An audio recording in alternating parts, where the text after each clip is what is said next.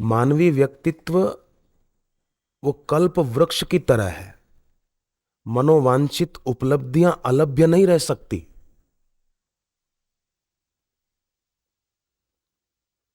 पर लोग बेकार की वो इच्छाएं करने से पूर्णता से अपूर्णता की ओर चले जाते हैं।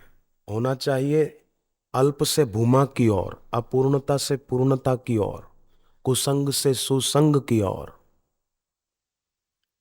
देखो, हॉस्पिटल में कोई व्यक्ति कृत्रिम सांस ले रहा हो वेंटिलेटर के जरिए, तो समझो उसको मौत अपनी तरफ खींच रही है ना।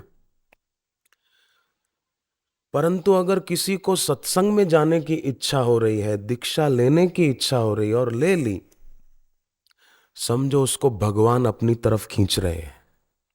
अपनी तरफ माना ऊपर नहीं, ऐसा नहीं सोचना। अपनी तरफ माना अब उसका मन ईश्वर में लगेगा। भगवान चाहते हैं कि इसका कल्याण हो जाए, मंगल हो जाए,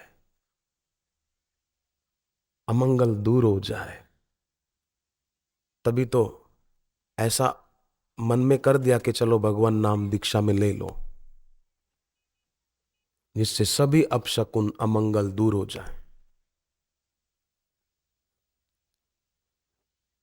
लोग कैसे भोले भाले हैं, कहीं कहीं जा रहे हैं और बिल्ली रास्ता काट गई तो खड़े हो जाते हैं, बिल्ली रास्ता काट गई, अपशकुन हो गया।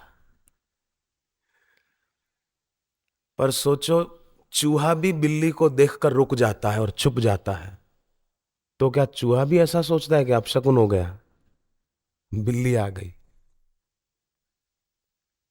इंसान होकर अगर डरता रहे। मैं तो कई बार देखा, गाड़ी में जाते हैं बिल्ली रास्ता काट गई तो गुरु मंत्र तो वैसे ही जप माला साथ में ही रखता हूँ, जपता हूँ गुरु मंत्र। प्रयागराज में अभी जा रहे थे सत्संग में, तो बिल्ली रास्ता काट गई तो ड्राइवर था ना, वो ऐसा करने लगा, ओहो हो बिल्ली रास्ता काट गई। मैंने मन में कहा कोई बात नहीं, काट गई तो काट गई। ये बिल्ली राहु का वाहन माना जाता है, राहु। मैंने मन में कहा कि राहु राजी है, उसका वाहन आ गया तो वो भी पीछे आता ही होगा मदद करने के लिए। गए उल्टा, उस दिन सत्संग में ज्यादा आनंद आया, कोई तकलीफ नहीं हुई, कोई झंझट नहीं हुई। गुरु का मंत्र सब अमंगलों को दूर करने वाला है। गुरु ने अपनी तरफ से दिया है कृपा करके, तो उनका आशीर्वाद हमारे साथ है। हमको इतना करना है, विधेयात्मक चिंतन बनाए रखना है। गुरुदेव सत्संग में बार बार कहते हैं, विधेयात्मक सृजनात्मक विचारों में बहुत सामर्थ्य है। इसलिए भगवान ने गीता में दूसरे अध्याय में कहा, कुतस्त्वा कशमलमिदं विषमे समुपस्थितम अनार्य जुष्टम अस्वर्ग्यम अकीर्तिम कर अर्जुना। अर्जुन, निषेधात्मक चिंतन करने से तो मरने के बाद स्वर्ग भी नहीं मिलेगा, कीर्ति भी नष्ट हो जाएगी, कुछ भी नहीं मिलेगा। तो क्यों ऐसा करना? निषेधात्मक चिंतन करते करते प्रतिभा संपन्न विद्यार्थी भी साधारण रह जाते हैं, और विधेयात्मक चिंतन करते हुए शूद्र भी उन्नति की ओर अग्रसर होते हैं और स्वयं को श्रेष्ठ और उत्कृष्ट व्यक्तित्व से अभिभूत कर सकते हैं।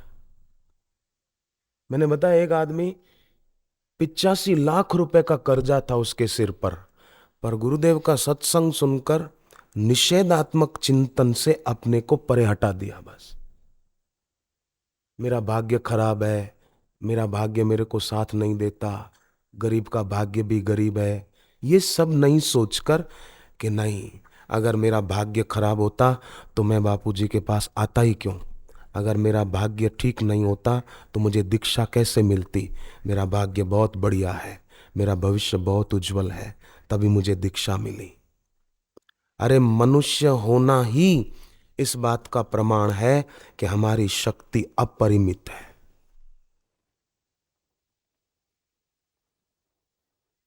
और जागृत महापुरुष से दीक्षा मिली है, तो फिर मैं क्यों दीनहीन हूं? शक्ति का बृहत पुंज होते हुए भी मैं दीनता हीनता के घेरे में क्यों बंध जाऊं?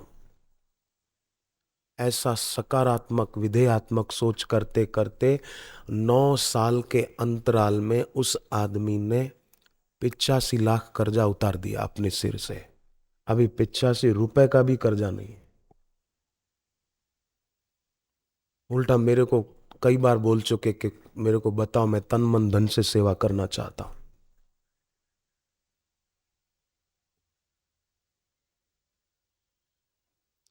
पूना में सत्संग था तो एक भाई साहब मिले, परिवार उनका साथ में था, पत्नी और बच्चे।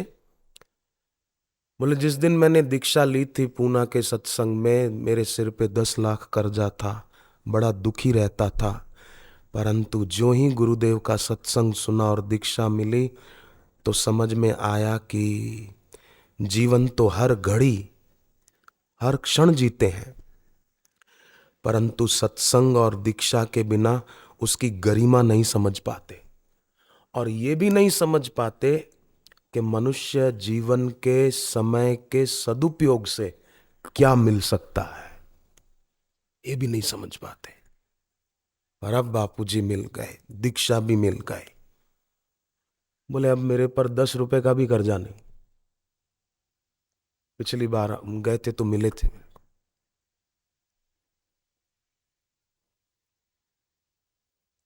गम मेरे साथ साथ बहुत दूर तक गए, पर मुझ में न पाई थकान, बेचारे खुद थक गए।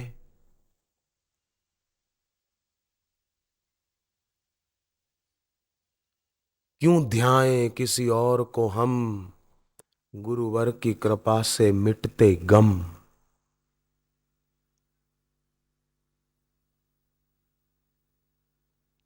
गुलाब का फूल होता है ना, चारों तरफ कांटे होते हैं पर फिर भी बीच में खिलता रहता है और सुगंध देता रहता है। ऐसे ही कभी विपरीत परिस्थिति रूपी कांटे आ जाएं, फिर भी गुलाब का फूल खिलता है तो हम भी खिलें। जीवन रसायन पुस्तक पढ़ें।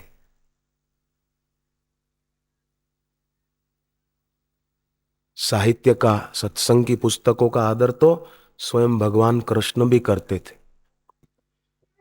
एक बार क्या हुआ कि जब दुर्योधन के सब साथी मारे गए,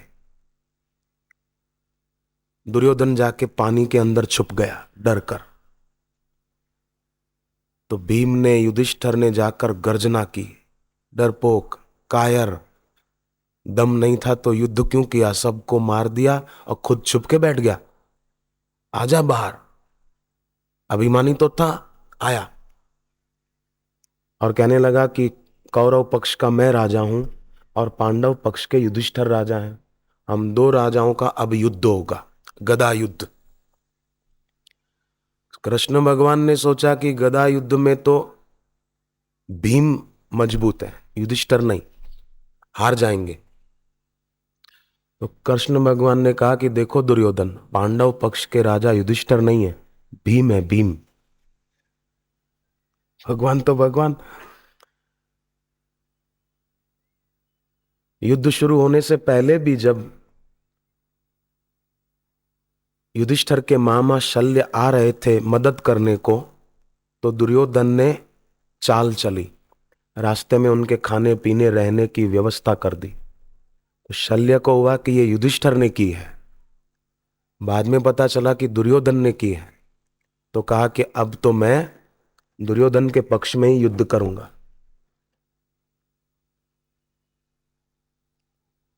युधिष्ठिर जी को पता चला, वो माफी मांगने निकल पड़े। तो कृष्ण भगवान भी पीछे हो लिए कि कहीं गड़बड़ न हो जाए। युधिष्ठिर ने कहा माफ कीजिए, हमसे भूल हो गई। तो उन्होंने कहा कि अब तो मैं दुर्योधन के पक्ष में ही युद्ध करूंगा। फिर भी तुम कोई वरदान मांग लो युधिष्ठिर। युधिष्ठिर ने कहा बस आपका आशीर्वाद चाहिए और तो क्या। बोले नहीं, कोई वरदान मांगो एक। युधिष्ठिर कहते हैं नहीं, कुछ नहीं। भगवान ने युधिष्ठिर का हाथ पकड़ा और शल्य को कहा कि इनकी तरफ से मैं मांग लूं।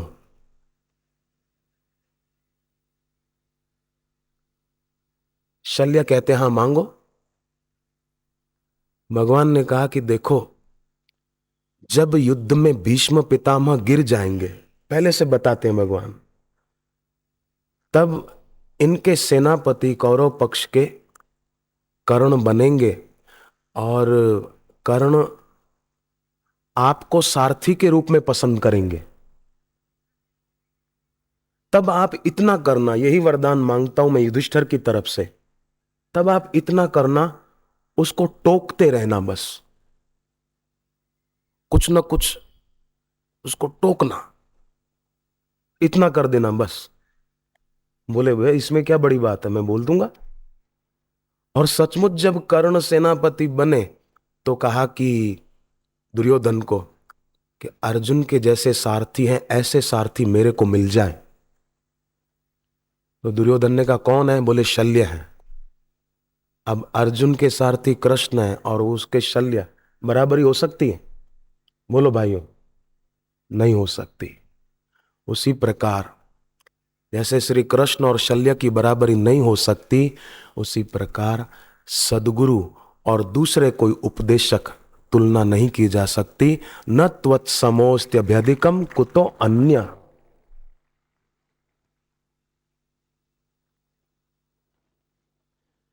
शादीशुदा स्त्री पतिव्रता वो कहीं भी जाए, किसी पार्टी में, प्रसंग में, किसी की शादी हो वहां पर, तो वो किसी पुरुष को देखकर ऐसा तो बोल सकती है कि ये मेरे भाई जैसा लग रहा है, ये मेरे पिताजी जैसे लग रहे हैं, वो मेरे चाचा के बेटे जैसा लग रहा है, ऐसा तो बोल सकती है। पर वो मेरे पति जैसा लग रहा है, ऐसा सोच भी नहीं सकती। बोलने की बात तो दूर है। उसी प्रकार शिष्य कहीं भी जाए, पर वो कभी ऐसा नहीं बोल सकता कि ये भी बापू जैसे ही है ना, ये भी बापूजी जैसा ही बोलते हैं ना। नहीं, बापूजी जैसे तो केवल बापू ही हैं। ये सर है अमानत बापू की, हर जगह झुकाया जाता नहीं। ये दिल है अमानत गुरुवर की, इसमें और कोई बिठाया जाता नहीं। ये भक्त के भाव होते हैं।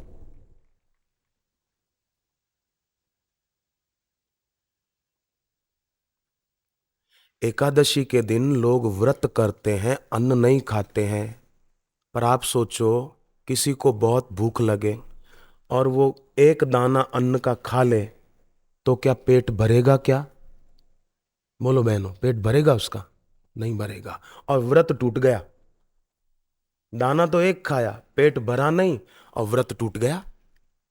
ऐसे ही निष्ठा की ऊंचाई से जरा भी नीचे आए तो फायदा कुछ नहीं। इसलिए उस शिखर पर डटे रहना चाहिए साधक को, भक्त को।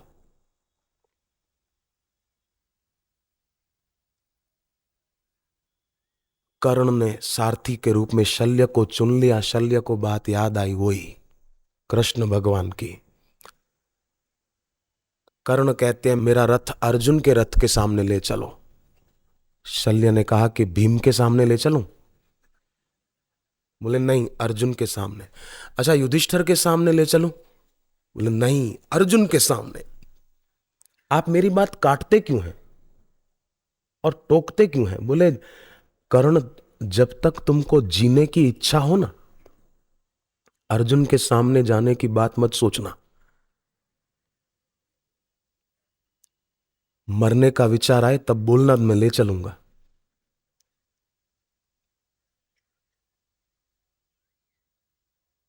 टोकते रहे और परिणाम यह आया, कर्ण मारा गया। शल्य का एक अर्थ साहित्य में शंका भी बताया है।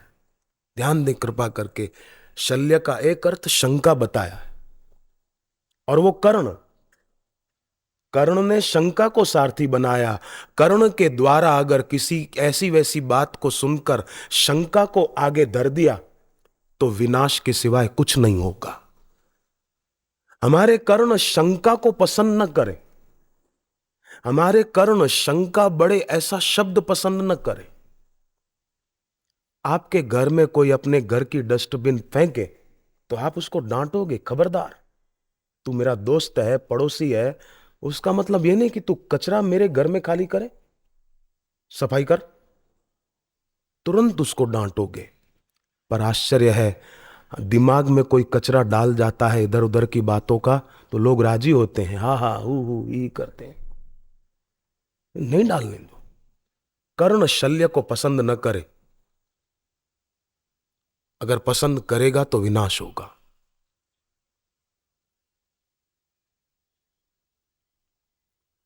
12 आदमियों का खाना आपने बनाया हो घर पर, मेहमान आए हैं तो कभी ज्यादा भोजन बनाना पड़ता है,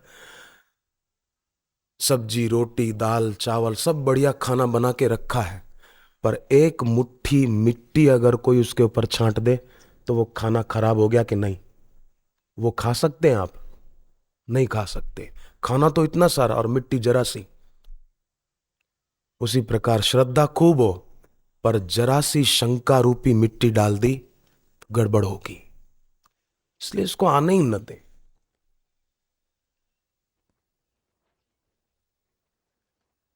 ट्रेन रेलगाड़ी में यात्रा करते हैं ना, तो वो गाड़ी कई स्टेशनों पर रुकती है, तो हम किसी स्टेशन पर उतरकर सो थोड़ी जाते हैं कि मेरा स्टेशन आ गया चलो, नहीं, हमारा तो जहां है वहीं उतरेंगे। और उसमें भी पुरुष तो ट्रेन में से उतरते रहते हर स्टेशन पर, बहुधा बहनें नहीं उतरती।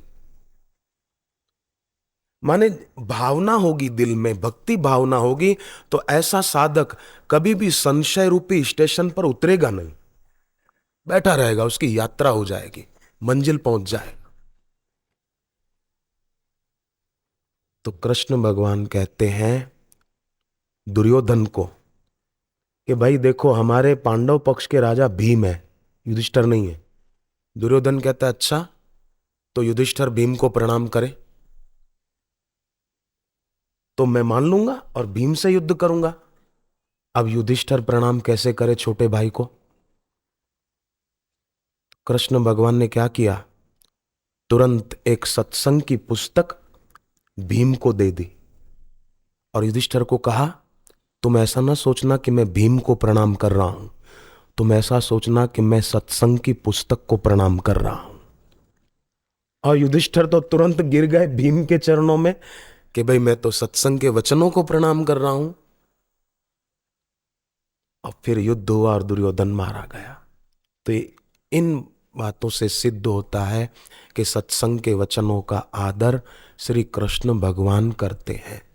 वो वचन जिन साहित्य में पुस्तकों में लिखे हैं, चाहे जीवन रसायन हो, ईश्वर की ओर हो, जीवन विकास हो, ये पुस्तकें दूसरों तक भी पहुंच जाए। आपके घर पर हो तो दूसरों तक पहुंचाएं। और साहित्य के प्रचार प्रसार में जितना धन लग जाए उतना अच्छा है।